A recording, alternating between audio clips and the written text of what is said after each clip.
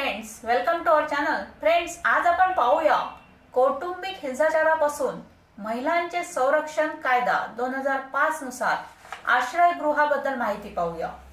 आश्रयगृहे कलम 6 अन्वये पीडित महिलेला आश्रयगृहामध्ये तातडीचा आश्रय घेण्याची गरज असल्यास तिला आश्रयगृहात आश्रय दिला जाईल. यासाठी संरक्षण अधिकाऱ्याने किंवा सेवा पुरविणाऱ्या संस्थेने पीडित महिलेला आश्रयगृहामध्ये आश्रय देण्याची कार्यवाही करावी. नियम 11(1) अन्वये आश्रयगृहे चालविण्यासाठी संस्था नोंदणी अधिनियम 1860 अन्वये नोंदणीकृत स्वयंसेवी संस्था किंवा कंपनी अधिनियम 1956 नुसार व इतर कोणत्याही कायद्यान्वये नोंदणी केलेली संस्था राज्य शासनाकडे नियमातील नमुना 6 नुसार अर्ज करेल व राज्य शासन नियम 11(2) नुसार आवश्यक ती चौकशी केल्यानंतर नोंदणी प्रमाणपत्र देईल.